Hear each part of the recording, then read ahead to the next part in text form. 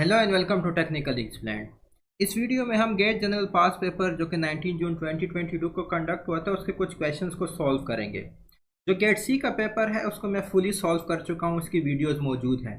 ये जो क्वेश्चंस लिए गए हैं ये गेट ए और बी से हैं और मुझे कुछ ही क्वेश्चंस मिल सके हैं जिसको मैं आज सॉल्व करूँगा। तो पहला question, analogy of blister skin. Blister जो है वो स्किन का एक इन्फेक्शन है, इसी तरह जो स्टाई जो है वो आई का एक इन्फेक्शन है। मैंने नीचे लिखा भी है कि blister is an infection of skin, similar stye is an infection of eye. तो इधर आपके पास बी जो ऑप्शन है वो ठीक है। Next, overdose prescription. इसका जो राइट आंसर वो अगेन आपके पास बी, इनडिस्क्रिशन कन्वेंशन है। एक होता है कन्वेंशन बिहेवियर, दूसरा होता है इनडिस्क्रिशन, बेरहरवी। तो इसलिए आपके पास ये जो बी ऑप्शन है वो ठीक है।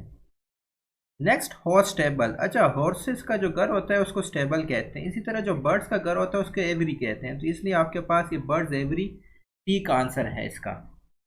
उसके बाद कुछ एंटीनम्स थे। कंकॉर्ड का डिसएग्रीमेंट था, कंकॉर्ड कहते हैं एग्रीमेंट को। तो इसका राइट आंसर यानी एंटीनम यानी ऑपोजिट डिसएग्रीमेंट था। डिसऑनेस्टी का ऑनेस्टी था। ऑप्रेस का रिजॉइस था। तो ये कुछ एंटीनम्स थे और ये उसके आंसर्स हैं। फिर मैथमेटिकल के जो क्वेश्चन थे, find angle between minute hand and hour hand of a clock at 9 o'clock। इसका जो फार्मूला है वो आपके पास 30h माइनस 5.5m है। h जो है वो आवर हैंड है, m जो है वो मिनट हैंड है। अब 9 o'clock है तो h की जगह मैं 9 लिखूंगा और मिनट मेरे पास 0 है। तो ये 30 मल्टीप्लाई बाय 9 आपके पास 270 डिग्री आ गया। आप देख सकते हैं कि degree between hour hand and minute hand आपके पास 270 डिग्री है। तो इसका राइट आंसर 270 डिग्री है। अच्छा, अगर आप देख सकते हैं इसका आंसर आपके पास 90 भी आ सकता है। अगर आप इस मिनट हैंड से आवर हैंड तक का जो एंगल है वो ले लें तो फिर आपके पास जो राइट आंसर होगा वो 90 डिग्री होगा। Next, the average age of 4 students is 8 years.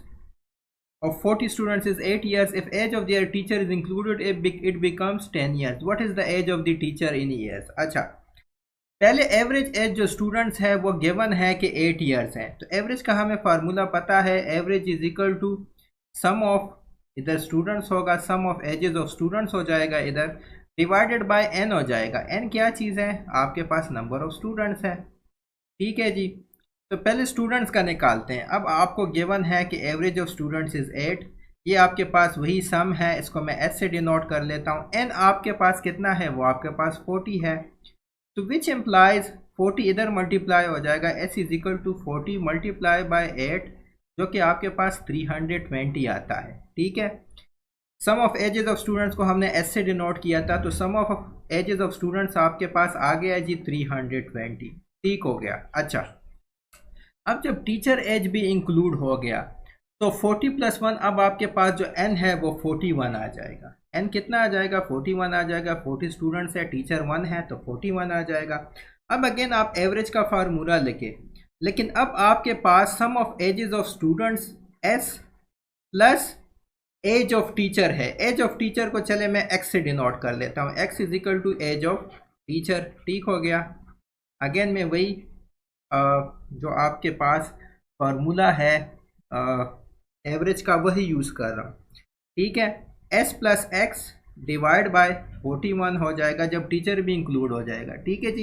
ये 40 स्टूडेंट्स के लिए था जिसमें टीचर एक्सक्लूडेड था। अब टीचर भी इंक्लूड हो गया तो टोटल n आपके पास 41 हो गए। और सम ऑफ एजेस अब कितने हो जाएंगे? जो सम ऑफ एजेस ऑफ स्टूडेंट्स है उसके साथ साथ टीचर का जो एज है वो ऐड हो जाएगा। अच्छा, वो कह रहा है कि फिर जो एवरेज है वो 10 आ जाती है। तो इधर आपके पास 10 आ गया, तो ये एस प्लस एक्स तो मैं x कह लेता हूँ, s प्लस तो मैंने x कहा हुआ है, ये 41 आ गया। तो s plus x is equal to 41 multiply by 10 आपके पास 410 आ गया। अब देखिए s की वैल्यू हमें पहले से पता है 320 है, तो 320 plus x is equal to 410, which implies x is equal to 410 minus 320 जो कि आपके पास 90 आता है, यानी कि 90 ईयर्स। x क्या था? Age of teacher. इस तरह हमने एज ऑफ टीचर फाइंड कर लिया जो कि आपके पास 90 ईयर्स है। Next, area of a circle if diameter is 14 centimetre. अच्छा, जब डायमीटर 14 सेंटीमीटर है तो r is equal to diameter divide by 2 होता है। r रेडियस को स्टैंड करता है। तो आपके पास रेडियस 7 सेंटीमीटर हो गया। अब एरिया ऑफ सर्कल आपके पास है जी पाई आर स्क्वेयर, तो पाई इंटू 7 स्क्वेयर जो कि आपके पास 49 पाई आ जाएगा। तो इसका जो राइट आंसर है area of circle whose diameter is 14 centimetre, वो आपके पास 49 पाई आ गया। पेपर में कोई भी डायमीटर आपको गिवन होगा, आपने यही मेथड यूज़ करना है और आंसर निकाल। 5 what is the product of the two numbers. अच्छा, इस तरह के क्वेश्चन हम पहले भी सॉल्व कर चुके हैं। ये एक फार्मूला है कि प्रोडक्ट ऑफ टू नंबर्स आपके पास बराबर होता है LCM मल्टीप्लाई बाय HCF के। ठीक हो गया जी।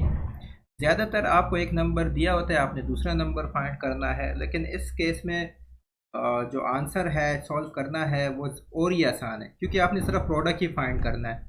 तो LCM मल्टीप्लाई बाय HCF आपने करना है। 100 7 700 आता है, 5 7 35 आता है, तो इसका आंसर आपके पास 735 आ गया।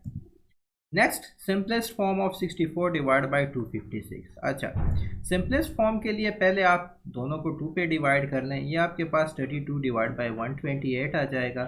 अगेन 2 पे डिवाइड करें तो ये 16 बाई 64 आ जाएगा। ठीक है, अगेन 2 पे करें 8 बाई 32 आ जाएगा।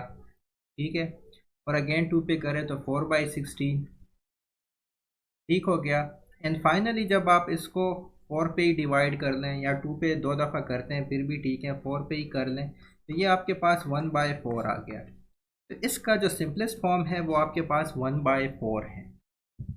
Next, the cost of 2 dozen eggs is 96।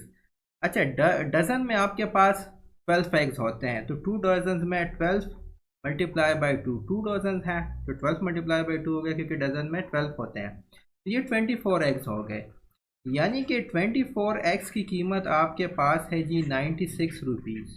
ठीक है, 96 RS। अब वो कह रहा है कि 1 एग की कितनी होगी, तो 1 एग आप फाइंड करने के लिए 96 डिवाइड बाई 24 कर लें। ठीक हो गया। अगेन ये दोनों आपके 4 के टेबल में आ सकते हैं, तो ये आपके पास 6 हो जाएगा, ये आपके पास 24 आ जाएगा। ये 24 डिवाइड बाई 6, और अब 6 के टेबल में दोनों आ सकते हैं, तो 6 1 6 और 6 4 24, यानी कि 4 रुपीज़ एक एग की कीमत है। अगर 2 दर्जन अंडे आपको 96 रुपीज़ में मिल रहे हैं, 24 अंडे आपको 96 रुपीज़ में मिल रहे हैं, तो एक अंडा आपके पास 4 रुपये हैं। थ्रोंग पीपल का आपके पास स्वाम इंसेक्ट्स आता है। थ्रोंग कहते हैं क्राउड को, क्राउड ऑफ पीपल को, इसी तरह स्वाम ऑफ इंसेक्ट्स होता है। इंसेक्ट्स के ग्रुप को आप स्वाम कहते हैं। अच्छा, रन वॉक का आपके पास ब्रीज विंड हो सकता है, और बाकी भी आपके पास इसके कई आंसर्स हो सकते हैं। इस तरह इंसिपिड इन्वेंशन का आपके पास प्रोसेक इमेजिनेशन है। Next, lawyer court room. अच्छा, लॉयर जो है ना वो कोर्ट रूम में काम करता है। इसी तरह ग्लेडिएटर जो है वो एरिना में फाइट करते हैं, तो इसमें आपके पास सी ऑप्शन ठीक है। डार्ट मिज़ाइल, डार्ट कहते हैं छोटे मिज़ाइल को, इसी तरह जो स्किप होता है वो छोटे बोट को कहते हैं, छोटे कश्ती को कहते हैं, तो इधर आपके पास ए ऑप्शन ठीक है। Thank you.